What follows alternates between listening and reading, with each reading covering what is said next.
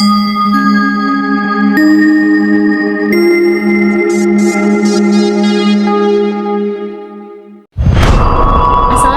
warahmatullahi wabarakatuh. Bertemu lagi bersama saya Ella Susilawati dengan NIM 23140150, Prodi Pendidikan Guru Sekolah Dasar dari Universitas Trilogi. Video ini saya buat untuk memenuhi tugas ujian tengah semester mata kuliah pembelajaran terpadu dengan dosen pengampu Ibu Febrianti Yuli Satriani, SPD MPD. Di sini saya akan mengulas kembali salah satu materi kuliah mengenai konsep dan desain pembelajaran tematik. Pertama, mari kita renungkan pertanyaan berikut ini. Apa yang membuat pembelajaran benar-benar bermakna bagi siswa? Jawabannya tidak hanya terletak pada konten pembelajaran, tetapi pada cara kita menyajikannya.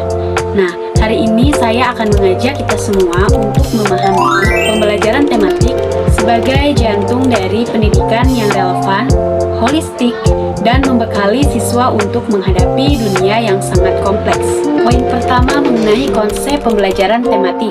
Pembelajaran tematik itu sendiri merupakan pendekatan yang menyatukan berbagai mata pelajaran melalui tema yang kontekstual.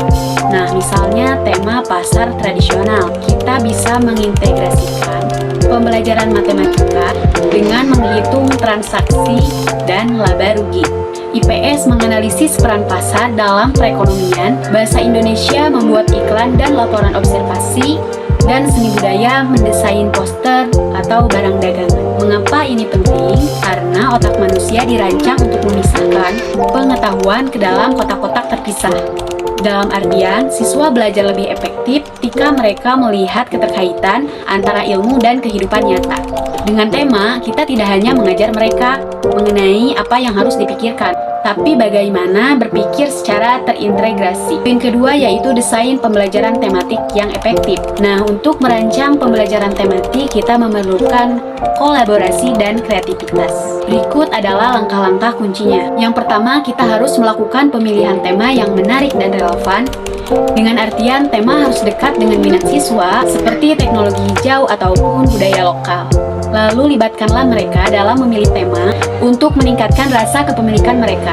Yang kedua, integrasi kompetensi dan tujuan pembelajaran. Nah, misalnya pada tema bencana alam, guru IPA bisa fokus pada penyebab gempa, guru PPKN bisa fokus pada peran masyarakat dalam mitigasi, dan guru bahasa bisa fokus pada penulisan prosedur tanggap darurat. Yang ketiga, menggunakan metode pembelajaran aktif. Nah, kita bisa menggunakan proyek kolaboratif, simulasi, ataupun kunjungan lapangan. Contohnya, siswa membuat model kampung ramah lingkungan sebagai proyek akhir tema berkelanjutan. Yang keempat, penilaian autentik dan berkelanjutan, yaitu menggunakan rubrik proyek, portofolio, ataupun refleksi diri. Dengan tidak hanya menilai hasil, tetapi proses kolaborasi yang dilakukan, kreativitas, dan pemecahan masalah. Poin ketiga yaitu peran guru dan tantangan implementasi.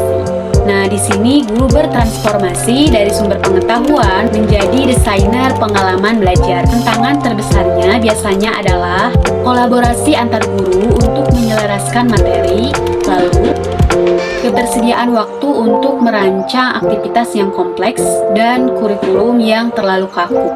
Namun, solusinya semua ada pada komitmen bersama. Misalnya dengan membuat tim perancang tematik di sekolah, atau memanfaatkan teknologi untuk berbagi ide antar para guru. Nah, ingat, pembelajaran tematik bukan soal tentang kesempurnaan, tapi kemauan untuk memulai dan terus memperbaiki. Poin keempat yaitu dampak bagi siswa. Pembelajaran tematik melatih siswa untuk menjadi pemikir yang kritis dan problem solver. Saat mereka mengeksplorasi tema energi terbarukan, misalnya mereka tidak hanya belajar sains, tapi juga etika lingkungan, matematika terapan, dan komunikasi. Inilah bekal untuk menghadapi dunia di mana masalah nyata selalu multidimensi. Nah, kawan-kawan, pendidikan bukanlah tentang mengisi ember, tapi menyalakan api keingintahuan, dan pembelajaran tematik merupakan korek api itu. Ia mengajarkan siswa bahwa ilmu bukan hanya sekedar hafalan, tapi alat untuk memahami dan mengubah dunia. Mari kita berani keluar dari zona nyaman, merobohkan tembok antar mata pelajaran, dan merancang pembelajaran yang hidup, menyenangkan, dan bermakna. Seperti kata Ki Haji Dewantara, setiap orang menjadi guru, setiap rumah menjadi sekolah. Tugas kita adalah menjadikan setiap ruang kelas sebagai rumah, tempat siswa merasa belajar adalah petualangan. Sekian materi yang dapat saya sampaikan. Terima kasih. Salam inovasi. Wassalamualaikum warahmatullahi wabarakatuh.